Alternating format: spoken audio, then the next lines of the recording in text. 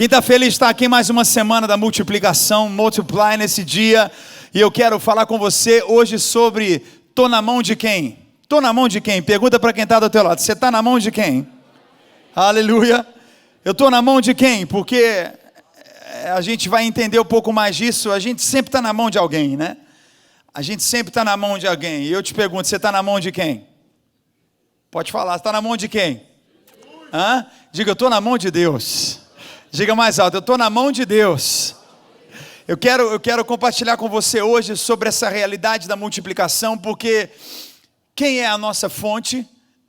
De onde realmente vem a nossa criatividade, a nossa saúde, a nossa visão? De onde vem o desejo, de onde brota em nós aquilo que realmente é poderoso para se multiplicar poderosamente? Eu te convido a abrir sua Bíblia em 1 Pedro capítulo 5, e eu quero meditar com você sobre isso hoje. Eu estou na mão de quem? Quando a gente fala sobre multiplicação.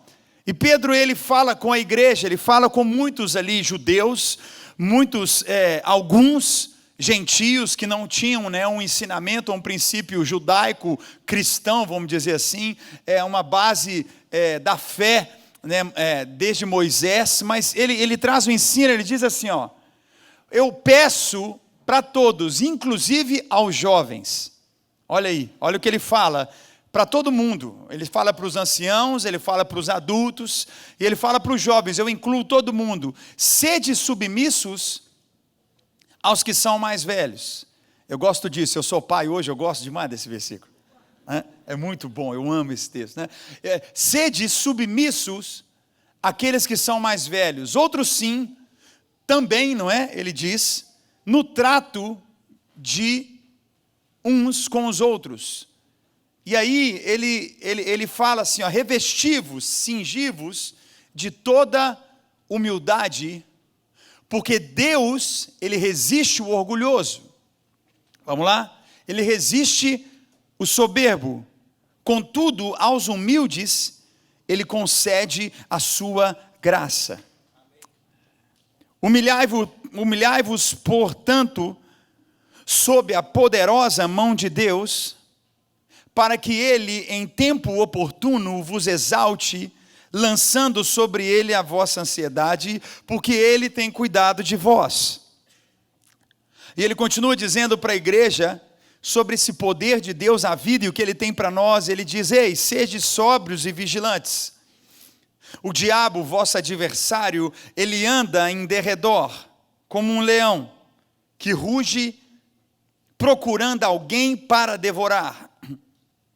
Resisti-lhe firmes na fé, certos de que sofrimentos iguais aos vossos estão se cumprindo na vossa irmandade espalhada pelo mundo. Vou ler de novo, ele fala, resisti-lhe firmes na fé, certo de que sofrimentos iguais aos vossos estão se cumprindo, estão acontecendo também com seus irmãos espalhados pelo mundo. Diga comigo, o que eu estou passando, não só eu estou passando. É tão forte a gente ver que Deus, ele fala que ele tem dificuldade com o soberbo. Como que Deus, ele se opõe ao soberbo.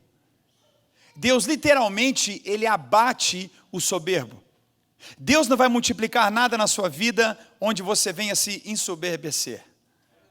Deus, ele não vai multiplicar algo na sua vida que vai matar você. Então talvez você não recebeu algo que você tem pedido, porque talvez não está na hora de você receber o que você está pedindo. Deus não quer acabar com você, Deus quer elevar você. Deus quer glorificar você. Está comigo aqui? Dá um sorriso para mim que eu dou um sorriso para você. Não fica com essa cara de quarta-feira para mim, não. Essa semana vai ser maravilhosa na sua vida, em nome de Jesus. Vou falar de novo, essa semana vai ser maravilhosa na sua vida. Deus, ele está do lado oposto da soberba. Se aquilo que vai te levar ao orgulho, à altivez, a um coração de pedra, Deus, ele está no oposto desse lugar. Esse não é o lugar de Deus para a sua vida. Esse não é o lugar de Deus para o nosso coração. Aleluia, posso ouvir um amém por isso?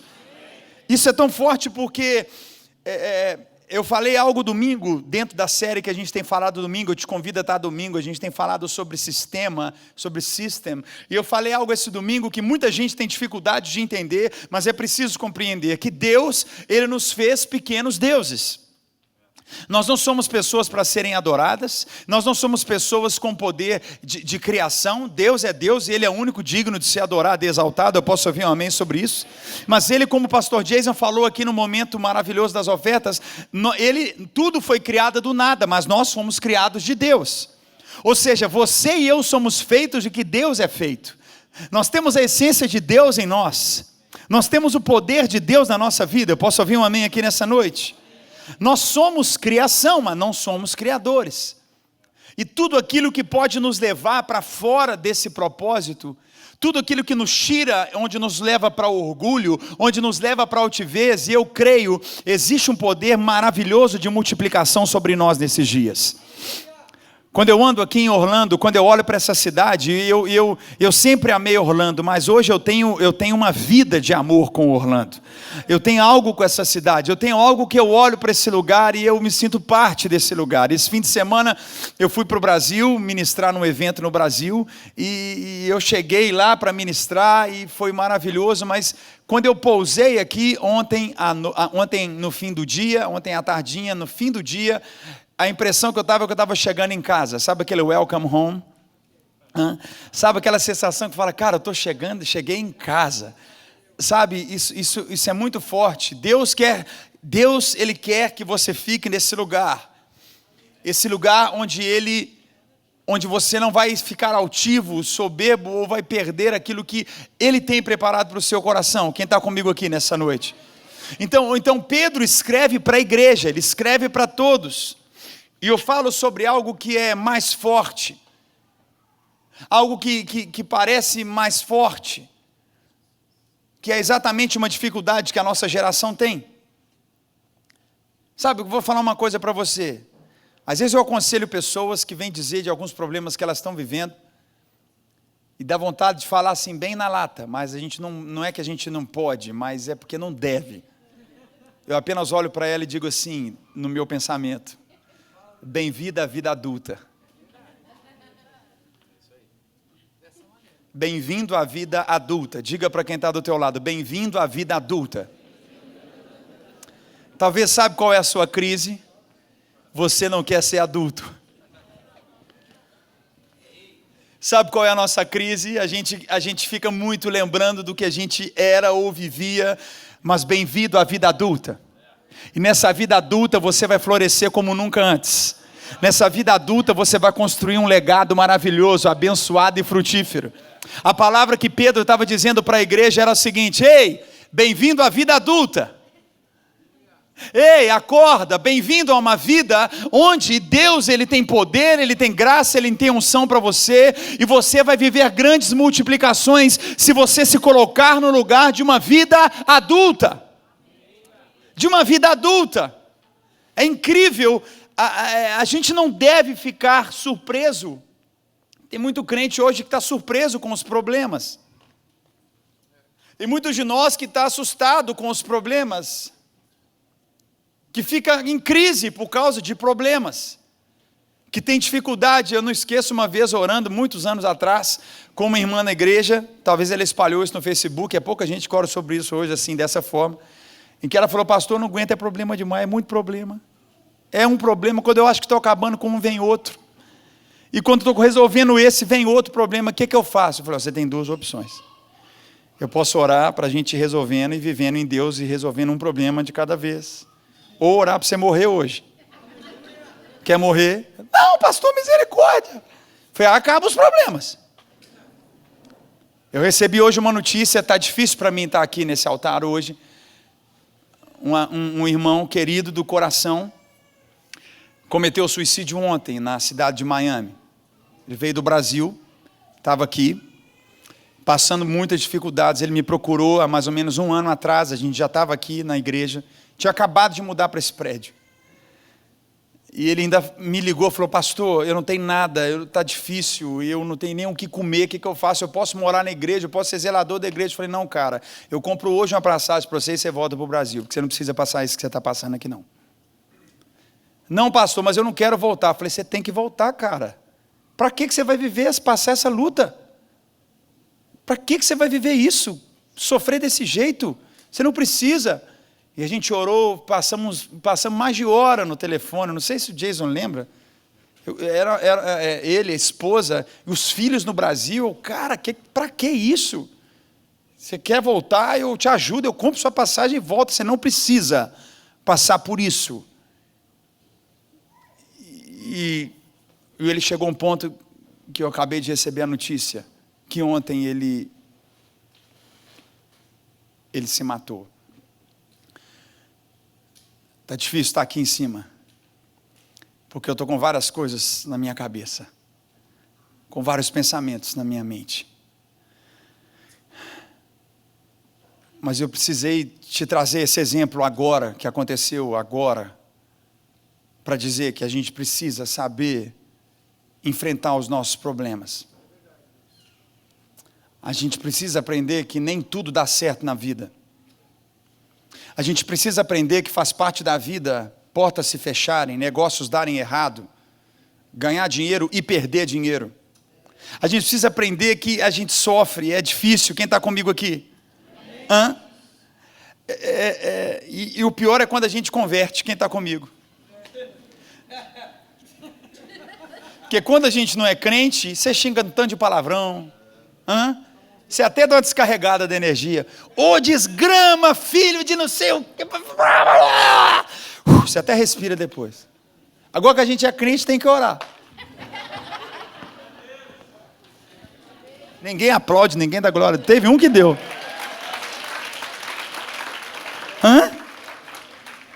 Tem que orar, tem que perdoar. Meu Jesus amado. Pedro está falando o seguinte, olha, Deus tem coisas tão maravilhosas para você, mas você precisa ter um coração, você precisa ter uma postura. Ele chega para a igreja e fala assim, ei, você acha que você está sofrendo? Deixa eu te falar, tem gente sofrendo no mundo inteiro. Você acha que você está com um problema? Ei, tem gente com problema no mundo inteiro. Ele falou para a igreja, ei, vamos acordar e entender que nós não somos os únicos que estão passando uma dificuldade. O mundo inteiro está passando dificuldade. Cada um na sua dificuldade. Tem gente que está com problema hoje para saber que carro que vai comprar, misericórdia. Estou brincando, brincadeira. Mas tem muitas pessoas. Ele traz para a igreja, ele diz, tem muitos irmãos no mundo inteiro passando, sofrendo. E muitos de nós, a nossa geração, quando falamos de multiplicação, a gente esquece o processo da multiplicação. A gente esquece o caminho da multiplicação. A gente carrega uma cruz vazia, mas esquece que a cruz está vazia porque alguém sofreu na cruz para ela ficar vazia. A gente vê uma cruz vazia, a gente vê a graça de Deus e a gente esquece que Deus se permitiu que o filho passasse por aquilo. Quem você pensa que é para não passar por aquilo que você precisa passar na vida? Desculpa, você podia estar em outro lugar hoje, mas eu preciso trazer essa palavra. A gente ama um Salvador que sofreu por nós, mas nós estamos dispostos a sofrer por Ele. A gente ama um Salvador que sangrou por nós, estamos dispostos a sangrar por Ele, estamos dispostos a chorar por Ele, estamos dispostos a viver o que Ele disse, por minha causa, vocês vão ser caluniados, vocês vão ser odiados, vocês vão ser perseguidos, e deixa eu te falar, exatamente nesse lugar tem poder de multiplicação na tua vida. Quanto mais perseguido você for, quanto mais injuriado você for, quanto mais pressionado você for, maior será o brilhante, o diamante que vai sair desse carvão. Dá um glória a Deus, porque o carvão pode vir, mas vai sair um brilhante maravilhoso desse carvão aí.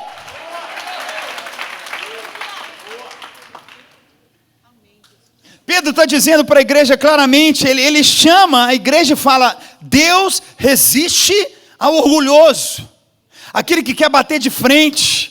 Deus resiste àquele que fica com o coração duro, mas Ele abre, Ele abre, Ele concede graça, Ele multiplica coisas incríveis, uma vida incrível sobre a vida daquele que se humilha.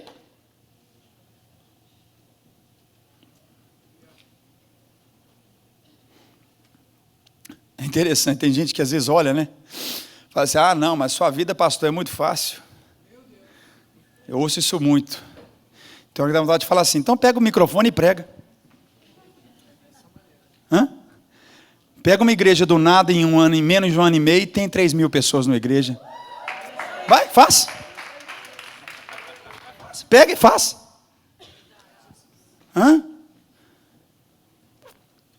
Desculpa falar isso, mas as pessoas querem beber o seu vinho, mas não querem amassar a sua uva.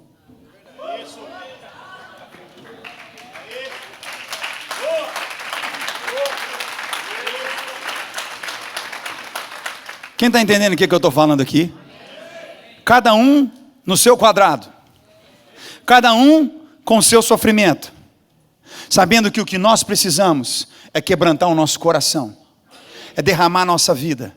Porque é nesse lugar que tem muito X para multiplicar. Dá um brado de vitória. Tem muito X para multiplicar na nossa vida. Tem muita coisa. Dá um brado de vitória. Não tenha medo do que você está sofrendo. Não tenha medo por aquilo que você tem passado. Você vai chegar do outro lado. Quem crê comigo, diga eu creio. Tem sofrimento que vem tipo num pacote. Vem tudo junto. De vez em quando é um de cada vez. Tem vezes que é tudo junto. A nossa geração é uma geração de comparação. Ela compara tudo. Ela cria. Ela cria coisas. E Pedro fala claro sobre qual sofrimento. Ele fala da dificuldade. Porque você carrega a presença de Deus. Você carrega a glória de Deus. Você carrega o querer de Deus na sua vida. E por causa disso ele disse. Você vai ser perseguido por causa da fé que você tem. Por causa do amor que você tem. Eu louvo a Deus por cada um aqui. Hoje é quarta-feira, não é sábado, não é domingo. Dá uma olhada aqui em volta, que coisa linda. Aleluia, não tem nenhum pregador de fora, não. Nós estamos tudo de dentro aqui em casa. Nós estamos em casa, audiência na internet. A gente está aqui hoje porque a gente sabe que só Deus pode multiplicar realidades na nossa vida. E por que eu falo isso? Porque uma coisa é você sofrer aquilo que traz glória. Outra coisa é a gente sofrer por escolhas que a gente faz. Muitos de nós, o problema é isso, a gente está sofrendo não por aquilo que nos faz crescer, a gente está sofrendo, desculpa, mas eu vou falar, a gente está sofrendo por causa da nossa ignorância. Tem glória no sofrimento. Quando ele vem de Deus. Vou falar de novo. Tem glória no sofrimento quando ele vem de Deus. Mas não tem glória nenhuma quando a gente sofre por escolhas que a gente faz erradas. Mas tem glória. Pedro, eu sou um pregador da fé, mas eu preciso falar umas verdades aqui. Eu preciso que você entenda que o poder multiplicador dói às vezes. Eu imagino a dor de uma semente quebrar. Eu imagino a dor de romper. Esse ano, quando o Vitório nasceu, eu acho que qualquer mãe em trabalho de parto, se você der uma opção para ela assim, quer ficar mais um pouquinho com o neném aí dentro? Ela vai falar, quero.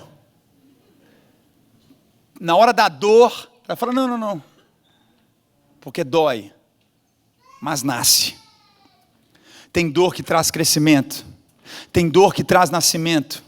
Tem dor que Pedro disse para a igreja o seguinte: aprenda a viver com isso, porque Deus está movendo, Deus está multiplicando. Eu quero te encorajar a não ter medo daquilo que está doendo na tua vida, a não ter medo do que talvez tenha sido perseguido, você tem sido atacado, seja o que for que você está vivendo. Fique em paz, porque Deus está com você, Ele vai multiplicar coisas incríveis na tua vida. Você está na mão de quem? Deus.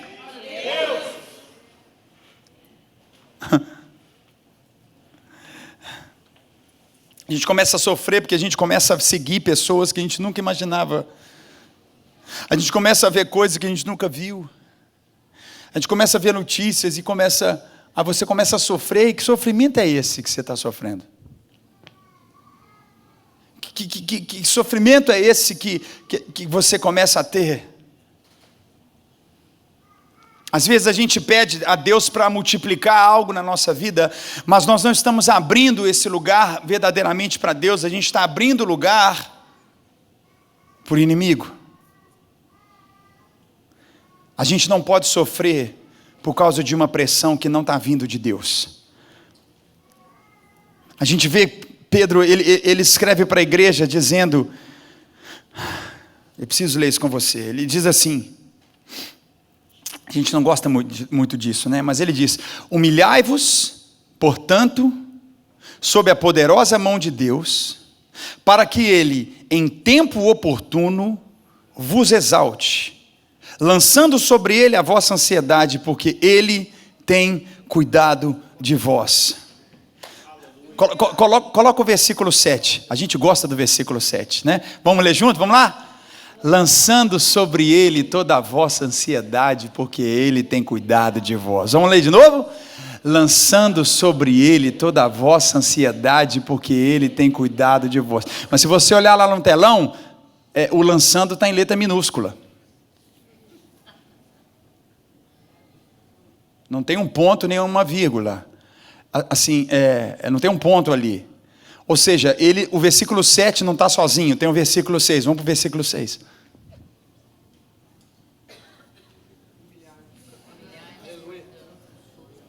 A gente só quer lançar tudo para Deus. Lança para Deus, vai, lança, vai. Pega aí, Deus. Pega minha conta aí, Deus. Pega meu casamento aí, vai, pega, vai, pega. Pega esse problema aqui, vai, pega, pega. Não, começa aqui, ó. Diga para quem está do teu lado, começa ali, querido.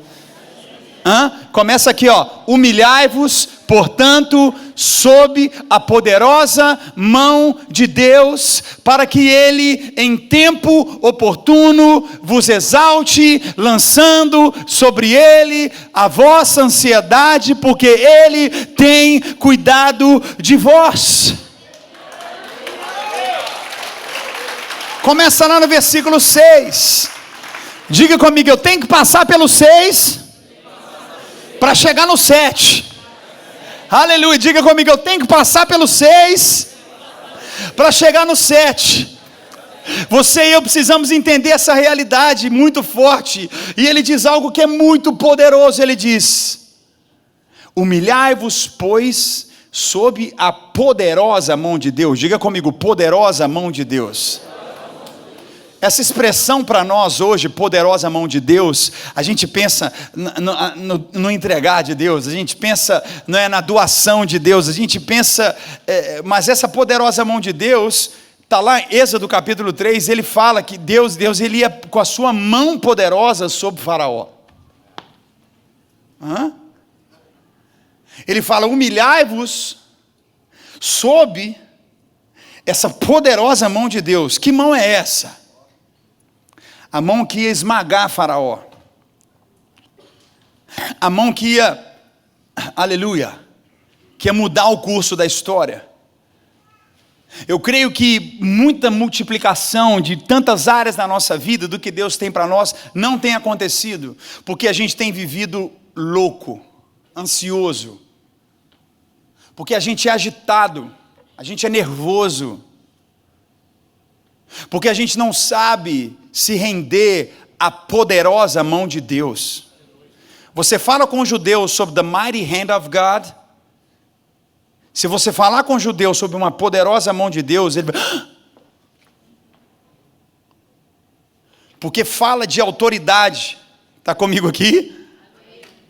Fala da mão que ele disse, Deus ele rejeita o soberbo. Mas a mesma mão que rejeita o soberbo, ele dá graça ao humilde. Quem está comigo aqui essa noite? Por isso eu te pergunto, você está na mão de quem? Você está na mão de quem? Aleluia. E isso é tão forte porque a gente gosta da mão de Deus quando Ele provê. E é tão interessante porque Deus ele fala com Moisés que vai pesar a mão sobre Faraó, e ao mesmo tempo ele diz para Moisés, o que você tem na mão?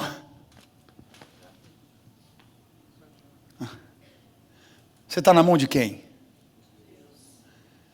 Deus fala, a minha mão vai pesar sobre Faraó, mas o que você tem na mão? O que você carrega na sua mão? É tão interessante porque, ao mesmo tempo que Moisés viu a mão de Deus, Deus deu também autoridade para aquilo que estava sobre as mãos de Moisés. Por isso que a gente começa a ficar perdido. Por isso que a gente começa a querer multiplicar sozinho. Por isso que a gente começa a achar que é dono do próprio nariz, dono do próprio negócio. Por isso que a gente começa a achar que é dono da própria família. Por isso que a gente começa a achar, porque Deus coloca algo na nossa mão e a gente começa a achar que é nosso.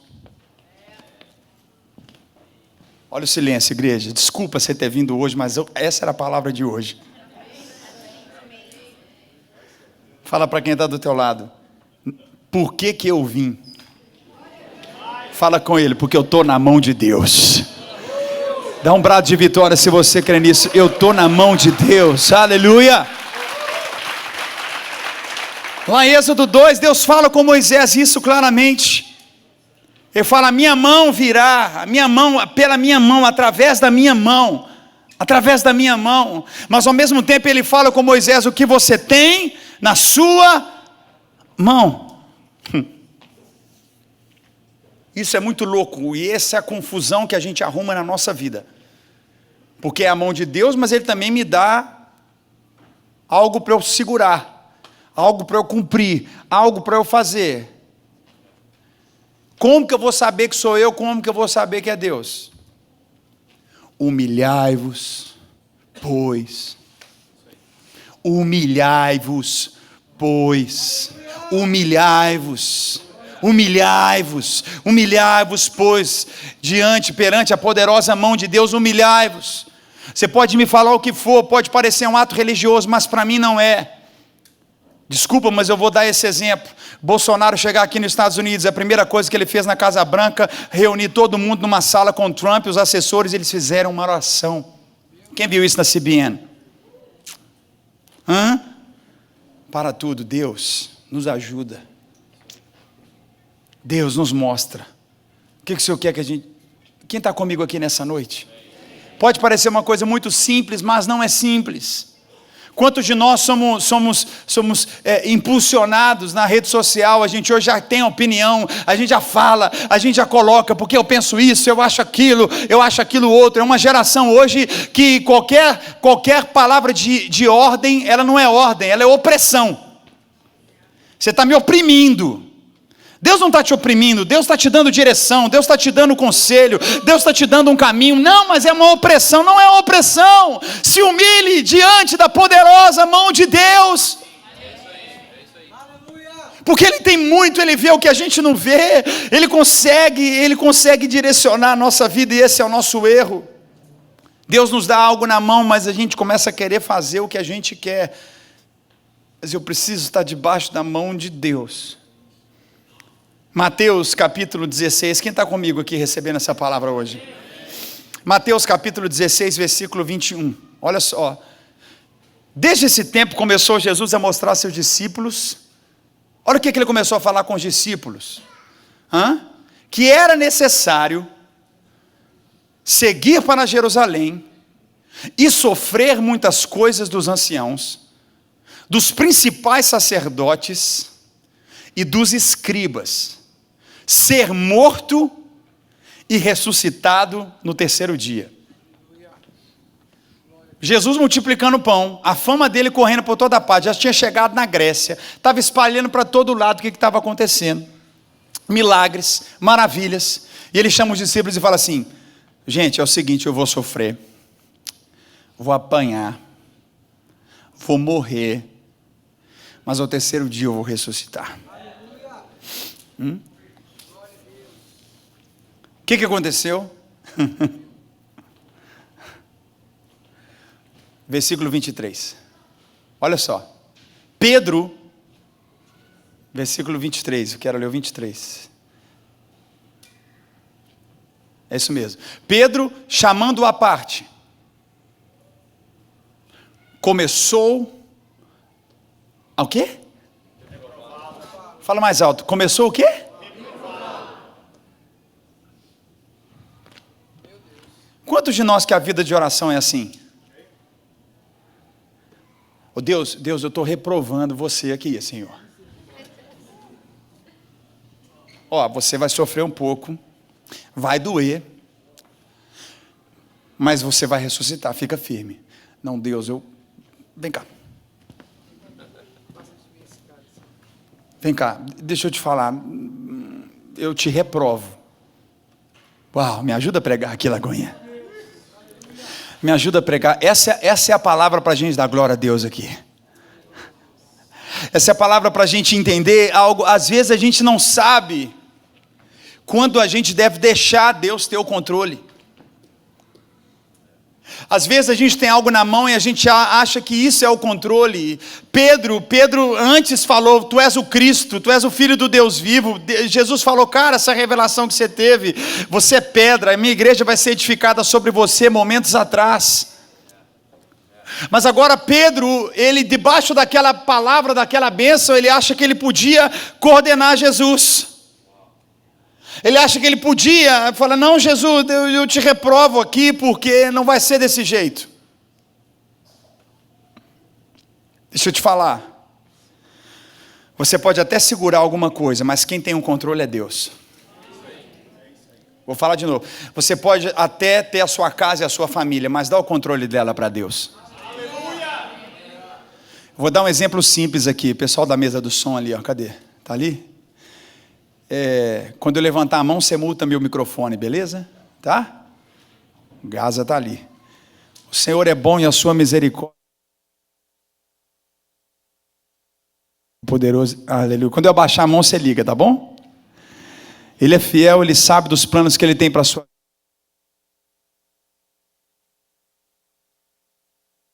Ele ama você, tem planos para o seu coração, e você caminha, e você sabe de todas as coisas, você tem certeza daquilo.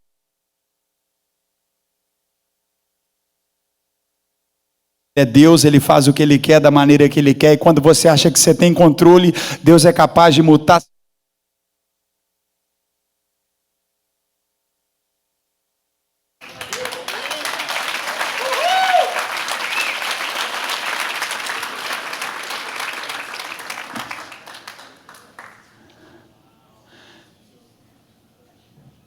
Ele te dá algo na mão, mas quem tem controle é Ele. E Gaza, você está com moral hoje, hein? Diga comigo, eu tenho na mão, mas eu estou na mão de Deus.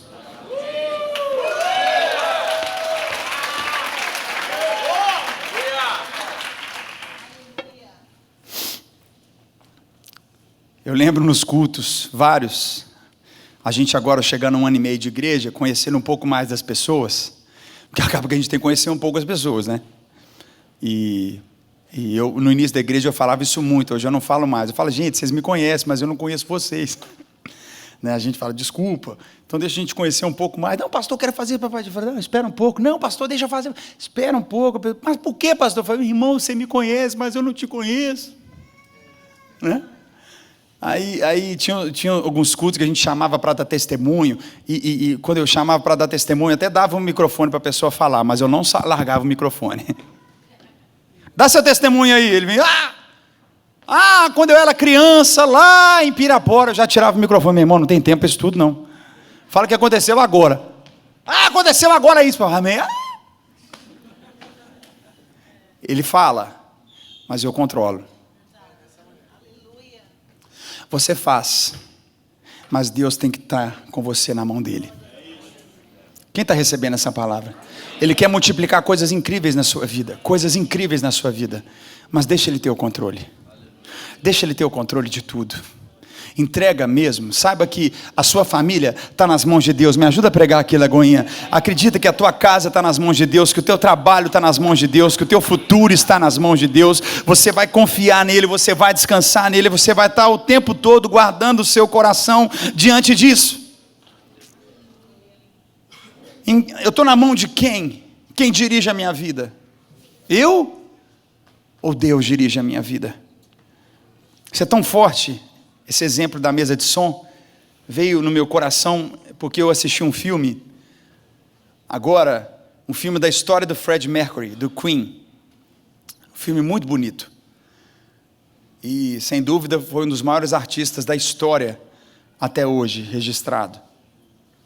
E no show que ele fez no Live Aid, é um show que vários artistas se reúnem e não cobram cachê e levantam-se tickets para a compra do ingresso, e 100% daquilo é enviado para a África para solucionar a fome de milhares de crianças na África. E ele nesse show, ele já estava com o vírus da AIDS, contraído no vírus da AIDS. Ele não tinha mais uma voz como tinha antes. A banda Queen tinha se separado por muitos anos, e era a volta da banda Queen com o Fred Mercury, todo mundo, no Live Aid, nesse show que aconteceu em Londres. E é interessante porque a mesa de som, para todas as bandas, era a mesma. Isso nos anos 80, não era digital, que você aperta e muda a programação, né? Cada banda, mas era uma mesma mesa, porque tinha que ser prático. E no volume do vocalista, tinha um durex bem grande, escrito nele assim, num tape: não mexa nesse volume. Era um volume padrão para todos os cantores. Então, todas as bandas que você puder imaginar tinham o mesmo volume. Só que o empresário do Fred Mercury sabia que ele não tinha mais a voz que ele tinha antes. O empresário do Fred Mercury sabia que ele não ia conseguir cantar como todo mundo por muitos anos ouviu ele cantar, porque ele não tinha mais aquela potência vocal que era impressionante, que marcava a vida de todo mundo. E sem as pessoas verem, ele tirou aquele tape, aumentou o volume mais que todo mundo e fechou de novo. E foi o show que mais marcou o Live Aid, por causa da potência sonora da voz. Você não pegou o que eu estou falando?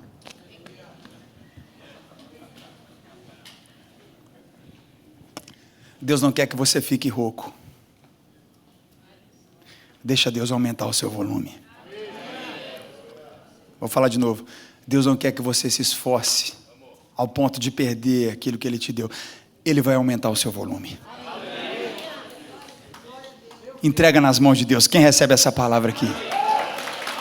Você está na mão de quem? Você está na mão de quem, Lagoinha?